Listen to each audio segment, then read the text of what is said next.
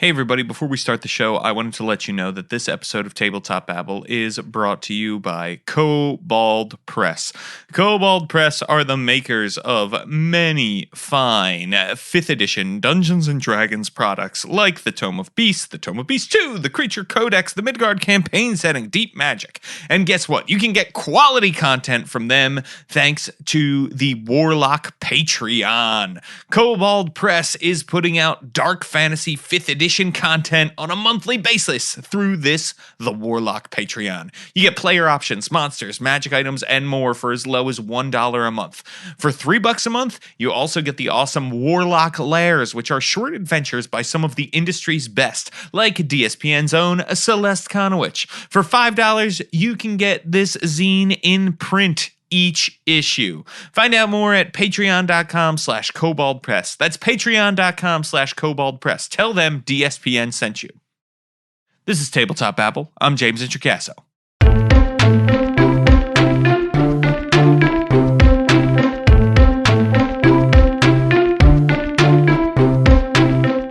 Today on the show, I am chatting with game designer Bill Bridges. We are going to talk all about Fading Suns and the Kickstarter he has going on for this game that is clearly a passion project and love letter right now. Here's my interview with Bill.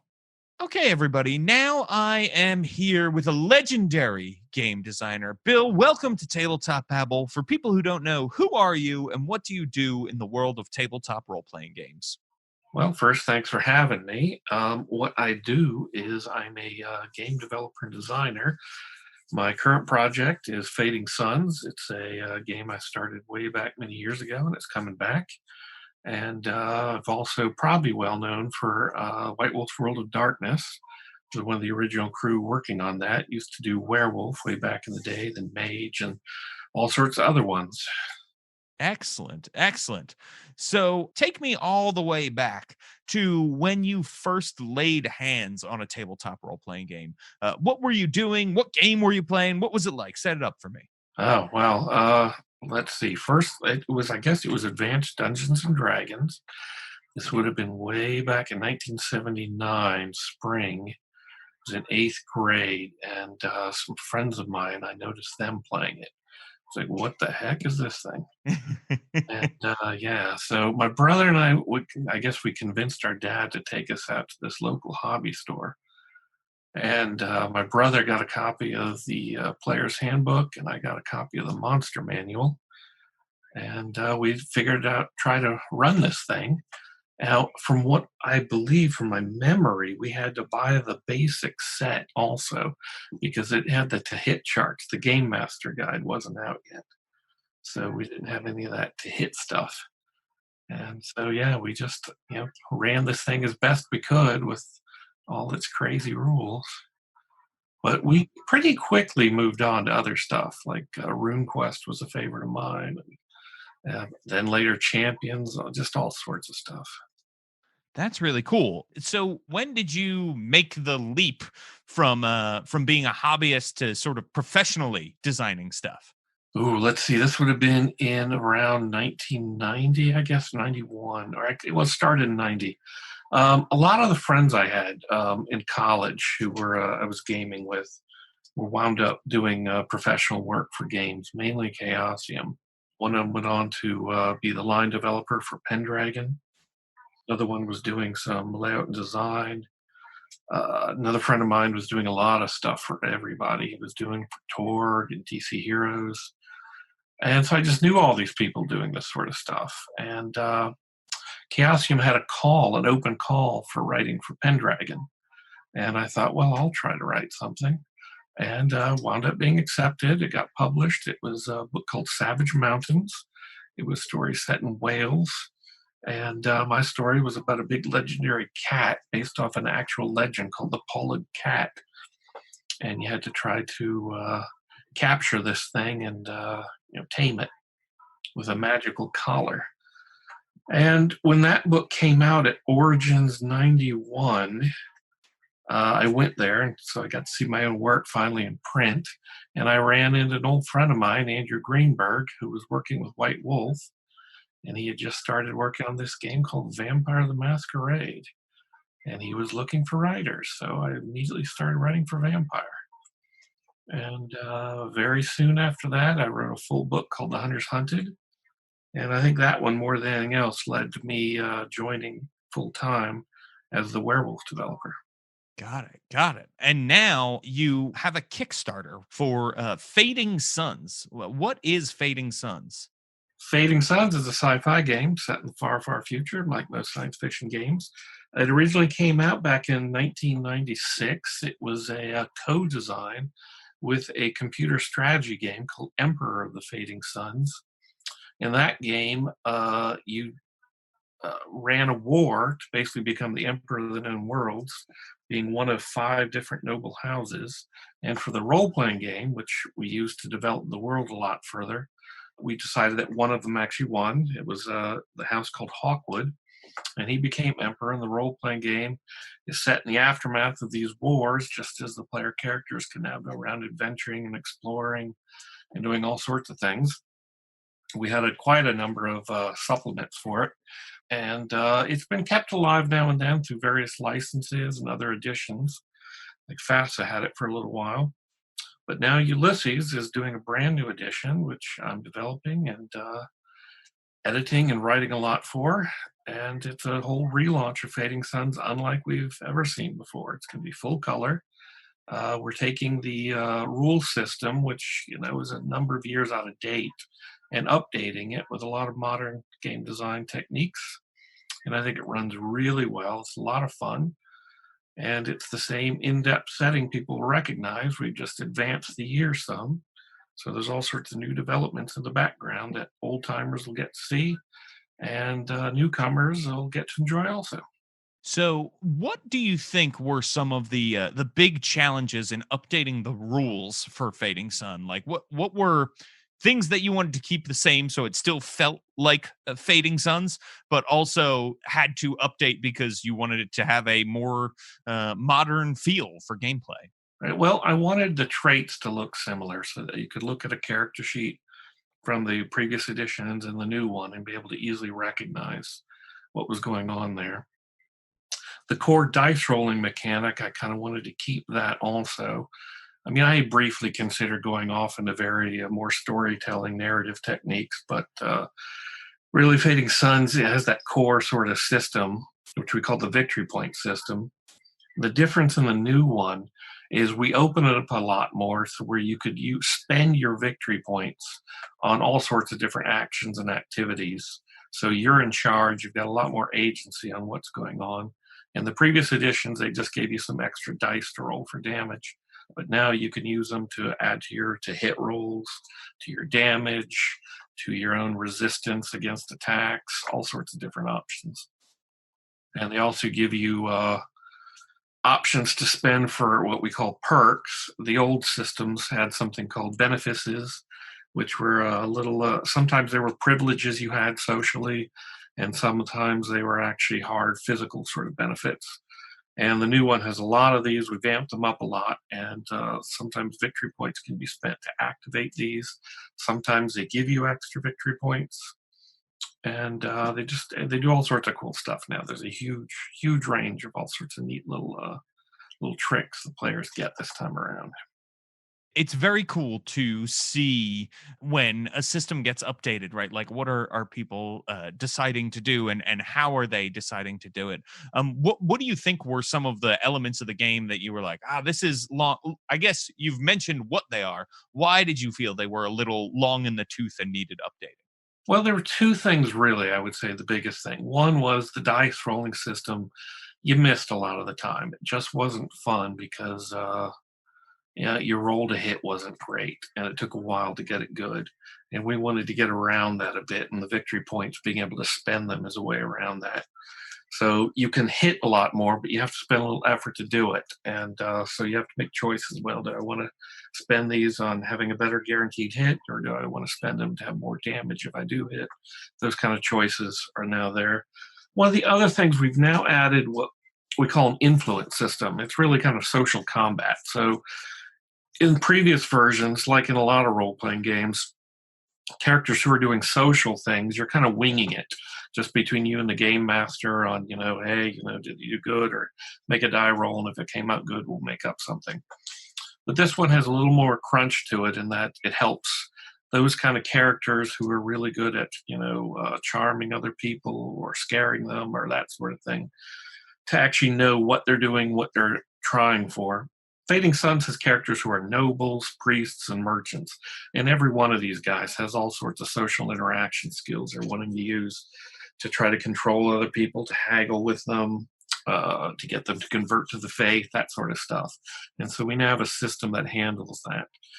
And whereas in the physical system, we still kept with the vitality, or what hit point equivalent for damage and stuff. In this one, when someone does an influence attack against you, they put you into a certain state, and these states have certain rules, effects, and a lot of cues for role playing on what to do when someone puts you in that state. Such as someone could try to befriend you. So if you were neutral or an enemy of theirs, you might start to like them a bit. They can try to convince you of something, such as that you're worshiping a heresy and you need to listen to them instead. Or just that blaster they want to buy from you, you want to sell to them for a lot less, that sort of thing. So I think that having that wider range of characters, which has always been part of the Fading Suns background, but now you actually have a system for handling it, I think it's going to add a lot of richness to the gameplay. Yeah, I think what is really cool about that is you don't see a lot of highly developed social combat systems like that, right? And I think there's a lot of role play opportunities there, and there's a lot of opportunities for building a really fun game and a deep game that way. How easy would you say it is to pick up Fading Suns? I think it's pretty easy. I mean, it's not the most simple of games, but it's also not the most complicated. I think it sits somewhere right in that middle for gamers. There's enough detail here so that advanced, experienced gamers never going to feel bored with it. But it's easy enough, I think, for newcomers to come into. The system right now is designed for the characters to have an easier time entering into play a lot quicker. And as they start to juggle the systems, as their characters get better, then there's a little more complexities added to it. Just as an offhand example, your character has a bank in which he can keep his victory points between interactions and stuff. But that bank's pretty small as you start out, so you're not having to juggle too many numbers here. You're just getting the wing of it. And as it goes on, that gets bigger, and so you'll be able to handle a lot more of that. And so as you get in your head just all the sorts of things you can spend this on, and you get comfortable with certain tactics on how you're going to spend it, you'll then get more resources to do that with. And for the social interaction system too, a lot of it still involves role playing. We never take that away. It's never a, you must do this. A lot of it is, I think people just want permission sometimes to do certain things. And this is your cue for that. So if a priest castigates your character and you're put into the state of castigated, then you're going to spill the beans on certain things when they start grilling you. And you're going to want to role play that a lot. But now, in a sense, your character can do it without feeling bad because, hey, someone made him do it, that sort of thing. But likewise, obviously, characters are going to be doing this to NPCs a lot. So it's how they're going to be able to get all sorts of information, help, aid, or even make enemies out of a lot of NPCs. I just love a system that is new, that people can easily pick up and have a lot of fun with. It just sounds really great. What do you think are some great things about the story and world of Fading Sun? Oh, geez. I think it's pretty broad. Other people have called it a kitchen sink sort of setting. Part of the idea was to take as many tropes from science fiction as we could and put it into one sort of coherent setting, find a way that all these elements could fit. And I think we've been pretty successful with most of it. Again, it's a Dark Ages setting in space where you've got nobles ruling over feudal serfs, and then you've got priests who have a lot of power.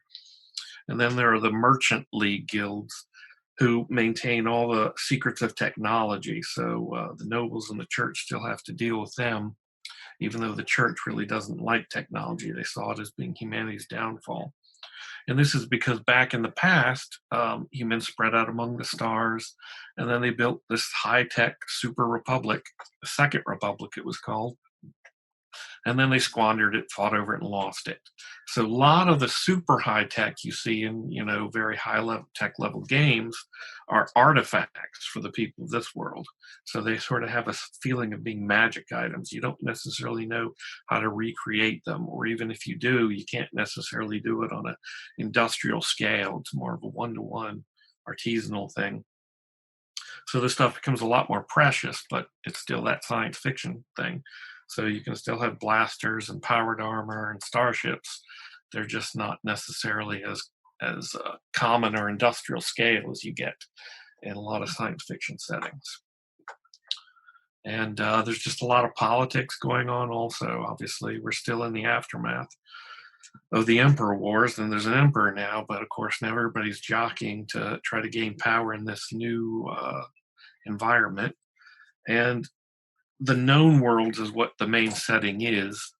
And those are the systems that are connected by jump gates, which were alien artifacts that people discovered long ago. They can't build these things, they just know how to unlock them to travel from one world to another. But when the Second Republic fell, a lot of these worlds shut their gates to avoid all the conflicts, the rebellions, the crackdowns. And so there are many, many worlds that have been lost, and sometimes they start to be rediscovered. And some of these worlds have kind of new civilizations of their own. And one of them was the Voldrak Star Nations. They're kind of like space Vikings. And recently, the Emperor has finally taken a wife, and she's a Voldrak. So he's expanding into these barbarian worlds now through the dowry he got from his wife. And so obviously then a lot of the player characters will be sent out there on exploration missions or even just to conquer lands and stuff too. Fading Suns doesn't we hope you'll be the good guys, but you can also be the bad guys if you really want to be. Gotcha. So this is always my question about settings that have space travel and that kind of thing. How does vehicular space combat, that kind of thing, work? Ah, it's mainly through a role playing sort of roles right now. Different characters are assumed that they're going to be taking certain roles on the starship they're traveling in. They may actually own their starship. That's a little rare. It's usually that they have a high powered patron who's gotten the ship for them, that they're operating in his name, her name, whatever. So, the noble in your troop might be the captain of the ship, whereas the charioteer guilds person might be the pilot, and the engineers guilds person is the one keeping the whole thing running, and so forth. So they'll take certain roles, like when it's a chase, you're chasing down another starship, or one's coming at you and you're trying to get away. The charioteer guy's making all the pilot roles to try to do that. And but if they can't get away and it comes down to a boarding action, which is the most common way to take other ships rather than blowing them to pieces, because these things are really valuable, they're not easily remade. The standard is to try to board them and take them. And so at that point, your player characters get involved in repelling the boarding actions, or they can be the boarders themselves if they're trying to take a ship of their own. So there's a little bit of a system there for fighting system to system in the ships until you can finally take the bridge and take the ship. And so, yeah, I mean, these things are all part of the background. Part of the thing in the travel in the worlds now is more and more people are traveling on the pilgrimage routes. There's all sorts of holy sites throughout the all the planets of the known worlds, and the Emperor Wars kept people from traveling. But now that there's a sort of peace going, people are traveling more and more on these ships. So there's a lot more need to defend them from pirates or opportunities to take stuff from them. All sorts of fun things to do in space. Always fun to be doing stuff like that in space. I love that you have a system where everybody gets involved. Sometimes you find these systems where it's like, cool, time for the pilot character to do everything, and now nobody else has a chance to interact for a half hour to 2 hours in the game, right? Right. Right. And I also like that that things are abstracted, right? That you're able to picture what's going on in your head, and you don't necessarily need like a giant map to figure out what's going on. That's really cool. Hey everyone, we're going to take a quick break and then back to the babble. Leave behind the safety of the Humblewood and travel down the Tangrip coast to the Bay of Baluch, home to both the Kingdom of Den and the Serpent Domain. But neither hold the true power of the Bay, for that lies in the sea itself and the pirate lords that call her tides their own.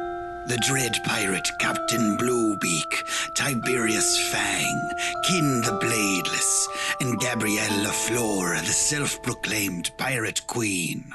Each one vying for power over the very tides themselves. But do any of them really have what it takes to hold up the legacy of the briny bulldog? Tune in each week to find out if our little crew has what it takes to stand up to the pirates of the blood-soaked waters. Dark Fortunes is available every Monday on iTunes, Spotify, and Google Play. Set sail for high seas adventure. Let's get back to the babble. What do you think are some of the design goals that you have with Fading Suns? Well, really, it was just to take a game that we've had for a while, had a lot of fans for, and to just make it more fun and playable. Most games go through multiple iterations of additions as they go along, improving as you get more play. And Fading Suns hasn't had one for a while. It hadn't had a big overhaul. Every year as new games come out that have really cool ideas, and sometimes you just want to steal them and use them or something not like them. And it was long past time for Fading Suns to have a new look for that sort of thing. And to be honest, playing games like Cipher System, Monty Cook stuff, your characters have pools for their traits, and you get to spend those points on defense or attack and stuff. And that kind of inspired me. Well, I'd like to do something like that with Fading Suns, and that's where the idea of turning victory points from just being damage dice into it being a lot more came from. So you're always learning from other games also, and taking all sorts of neat ideas and twisting them, improving them, and making them work in your setting a lot better. Fading Suns, I think the setting it's just very rich. People have really liked it for years. A lot of our books have a lot of interesting details on the backgrounds of the houses, and even if you don't wind up playing those characters or you're not in a current game, the books are still a lot of fun to read because they're building up a whole universe. And we hope to have more fiction coming out in that universe too. So from here, sky's the limit. That is really cool that you want to have you want to build the brand out that way. What is it like updating a game? Like how true do you have to be to it? How much stuff do you have licensed to change? Creatively. Obviously, you could change whatever you wanted to, but like how much of the core of the game were you trying to keep to make sure that this was still Fading Suns? Well, the setting had to be the same, I think. There was no going back and rewriting that this happened this way instead of that way. One of the core things about Fading Suns is that setting, and it's called metaplot, because year by year it advanced, so things would be happening. And I think it was important to keep that. So the idea was that all that stuff happened. We're just picking it up again a number of years later since we last saw all this. So it's the same setting. Anybody who came from before would know that. Anybody new to it, there's a lot they can dig into now. And from a rules perspective, it was that it needs to be recognizable. You need to have something like I said earlier, some of the traits should be the same. But it also needed to really support the setting prerogatives. Again, like I said, that's why the whole social influence system is in there. Because so much that goes on are these interpolitics, these people trying to get things from other people and convince them to do things for them. And we really wanted some way that your character could do that with NPCs without it just being a hand wave. In the same way as a character who's a brother battle warrior monk has all sorts of really cool, nifty traits for hitting someone with swords or blasters. I wanted a priest to be able to make someone feel guilty about something, or charm them into helping them out and doing something. So they've got the same sort of levels and the same array of options. They're not hitting people with fists. They're more hitting them with words. And that was important because, in a way, we've kind of called this the Game of Thrones in space setting. And another way, it's a lot like Three Musketeers. Your characters could, in a sense, be the D'Artagnans, the Athoses, Porthoses, and Aramises of this world. Also dealing with the church plots by the cardinals to help save the queens from scandal and so on. So it's an adventurous setting, and the rules, I think, reflect that. It's just really cool, this blend of fantasy and sci-fi. I've heard you mention things obviously like the Fae and emperors and that sort of thing. Would you say this is more science fantasy than it is science fiction? I think space opera is probably the better term. Although, I mean, it has a lot of fantasy elements in that there's theurgy, which is church magic. There are strange creatures out there that are unexplainable. I mean, they could be explainable by science, but it's no science anybody understands or knows about now. Certainly, the powers of the mind are real. They're psychic powers. And again, some of these strange entities are of the mind and not necessarily having any bodies.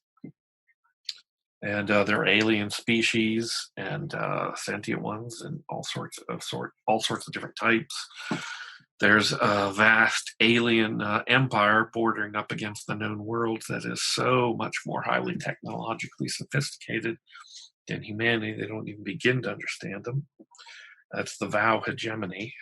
And they close their borders to humans, but occasionally seem to get involved by giving humans gifts that always turn out to start fights. So nobody knows what they're up to. But a lot of the high technology you use on starships, things like your artificial gravity, or nobles when they have their energy shields they use to protect themselves when dueling and rapier battles, those come from stolen Vow technology. Nobody fully knows how to work them, but the Vow sure do.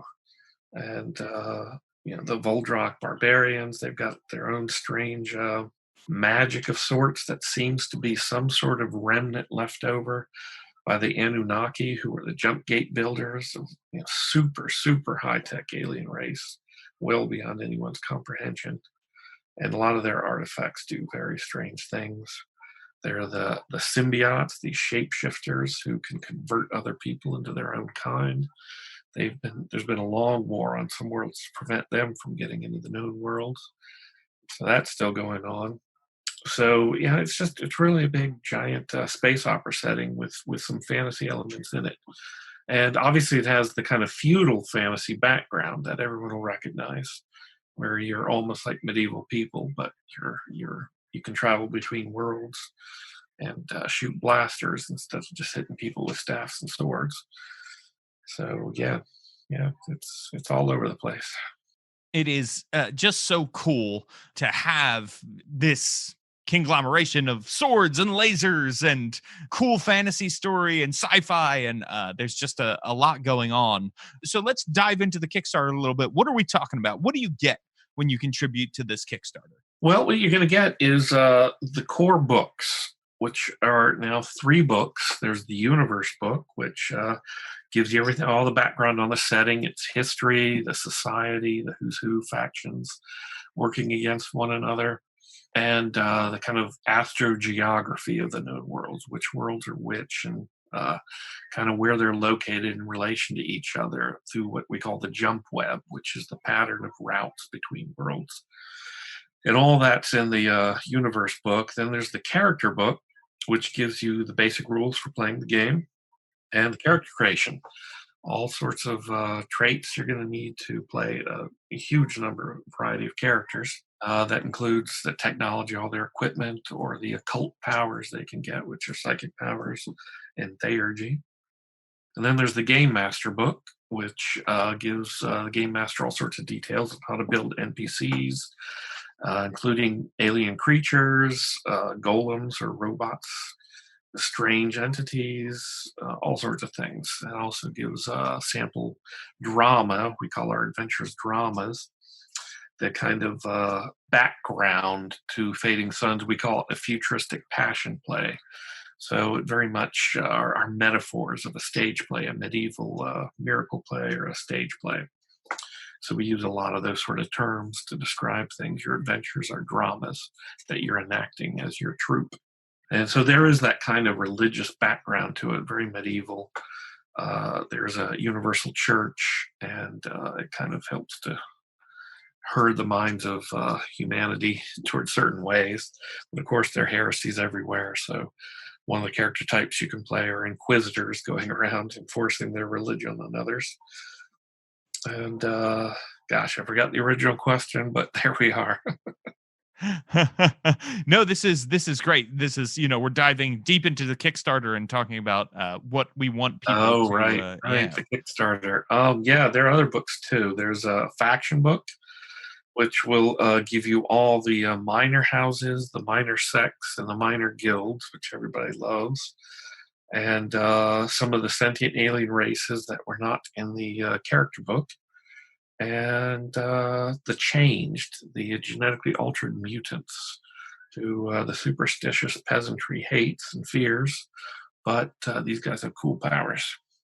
And geez, what else is there? There's a series we're starting called the Imperial dossiers.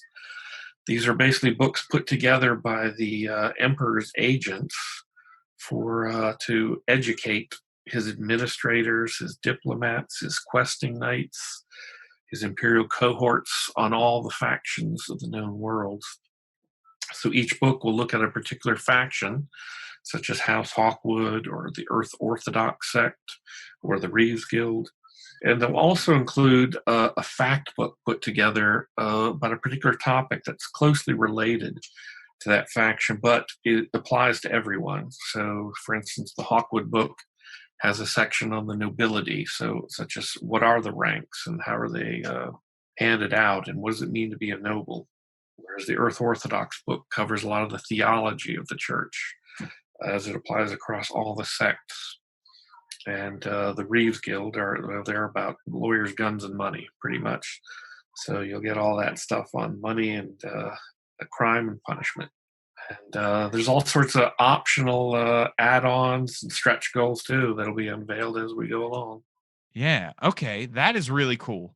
So, who else is working on this book? What sort of artists do we have working on this? Are there other designers, that kind of thing? Well, we have an art director, Mike Schmidt, and he's getting together a lot of his artists. I don't know some of their names yet, but some of the work I've seen so far is stunning. This is full color. It's the first time we'll have a full color Fading Suns. It was done back in the black and white era. We always had good covers, but the insides were always gray. And it is really nice to see some of this color start popping out. It's going to be quite amazing. As for writers, a lot of them are some of the writers we used to use way back in the past, so people recognize some of these names. People have written some of their old favorite stuff. Rustin Quaid, Sam Abbott, Chris Howard, Bill Maxwell. We've got people from some of the later editions like Vidar Edlund. Basically a whole bunch of people and some new authors too, like Jacqueline. And basically, a lot of stuff, a lot of people. That's awesome. That's really excellent. Is there anything else that you want people to know about Fading Suns? That it's a darn cool system, great setting, and you can get hours and hours of play out of this. You'll have a lot of fun just reading the books, even if you don't have a group who's ready to play it yet. It's the kind of setting that players and game masters can really dig into. So it's not that the game master has to do all the work. I think a lot of the players will want to do a lot of the reading too. And we hope to really grow this thing. There'll be all sorts of really great expansions coming along. And if it takes off well enough and we get to do enough of these expansions, I'm very much working on right now what was the third of a series. The first two came out back in the past. It was called the War in the Heavens series. And the third one was always going to deal with the Anunnaki, the mysterious jump gate makers. And we never got around to doing it, but I really want to do it this time. But we got to get these people on board on this and get this thing going. So hopefully a lot of people will back this thing so we can work our way to War in the Heavens Pantheon, as it's titled. Excellent. So if people want to find out more about Fading Suns, where should they go and what should they do? They could go to Ulysses' website. That's ulysses-us.com, I believe. I hope that's correct. It's been a while since I had to type it in. And there'll be a page for Fading Suns there. They'll be able to see design diaries that we're rolling out once a week, unveiling all sorts of new stuff, little tidbits about the rules, some things about the factions, ways about the characters. And so, yeah, keep tuned to that. And what if people want to follow you online? Where should they go and what should they do? Well, they can go to my website at bill-bridges.com, and from there they can see links to my Facebook page, Twitter account, which is at @bbridges, and all sorts of other links. So I put up links to the design diaries too up on the Ulysses site. So even if they don't remember the name of that site, and they go to mine and click on those links. Great. And we'll link everything over at don'tsplitthepodcastnetwork.com. Thank you so much for joining me today on Tabletop Babble. I really, really appreciate it, Bill. Thank you very much for having me. It was great. That was a great interview with Bill. Thank you so much to everyone for listening. You know, Tabletop Babble is still here for you in these crazy times, and so are a lot of other DSPN podcasts. You can check them out at don'tsplitthepodcastnetwork.com. There are a lot of amazing shows, and if you need something to listen to put a little joy into your day, head on over there. We've got a lot of great RPG content, interview shows, actual plays, advice shows, all kinds of good stuff.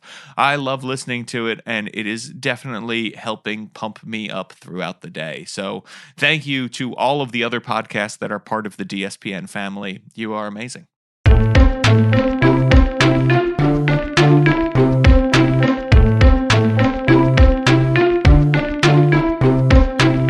Tabletop Babble is a show on the Don't Split the Podcast Network. Thanks to Rudy Basso for founding it with me. Our theme music, which you're listening to right now, was provided by Battle Bards. Don't forget, RPGs are like sex.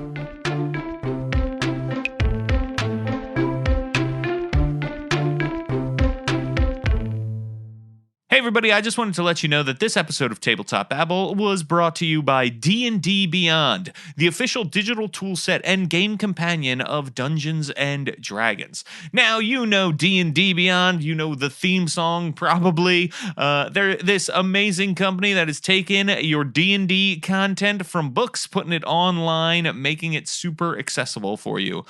Maybe you haven't been able to pick up your copy of Explorer's Guide to Wildmount yet. Well, guess what? They have it. You can go get it there, read the text, and check out a free adventure by me. It's called Frozen Sick. Just a heads up that it deals with illness, and if that's not your bag right now, totally understand. You can easily change this to a magical curse or a poison or something else if you need to. But in the meantime, you should check out the rest of the Explorer's Guide to Wildmount because it's amazing. It's over in dndbeyond.com. Tell them that DSPN sent you.